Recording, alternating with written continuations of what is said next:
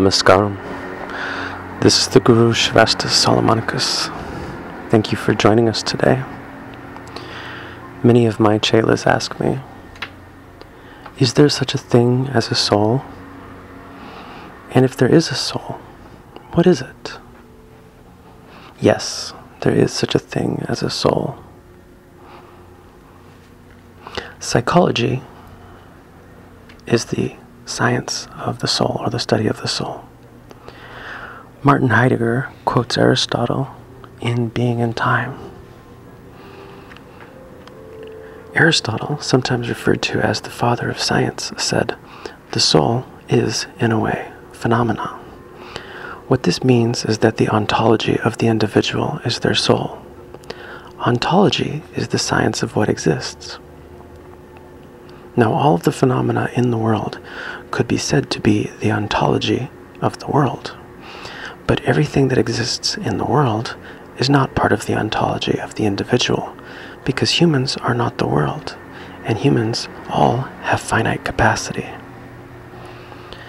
Now, in the ontology of the individual, there are certain hidden subjects.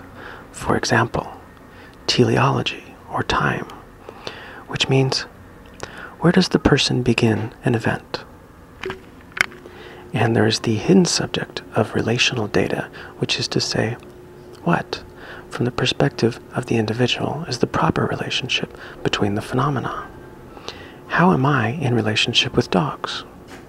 How am I in relationship with cats? What is the application set of a chair? How do I use a chair? Do I sit on a chair?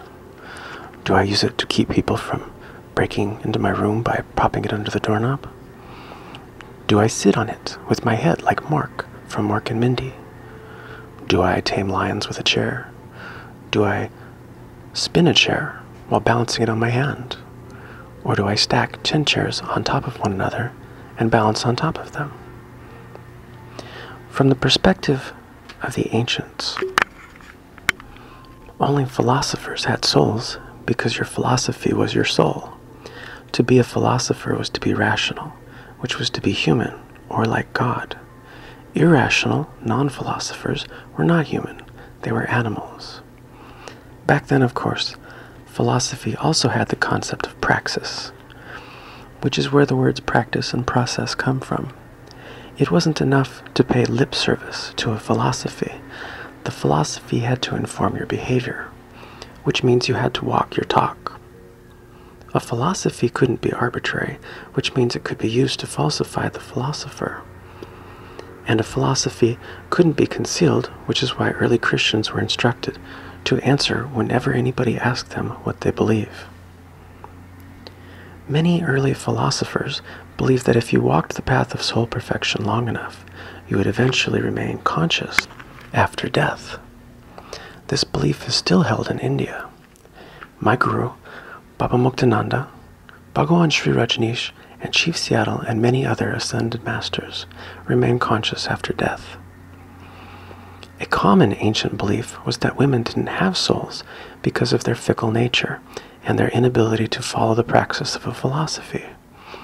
Jesus' disciples asked why he wasted his time with Mary. It wasn't like she could get into heaven. She didn't even have a soul. To which Jesus responded that he would turn her into a man.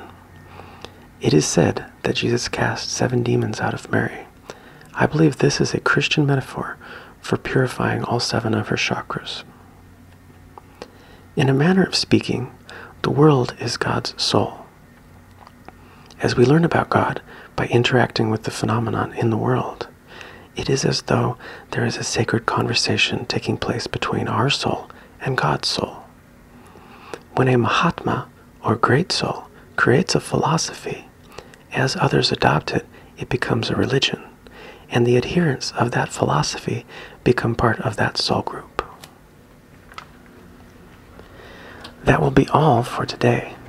Thank you for joining us. I am the Guru Shivastus Solomonicus.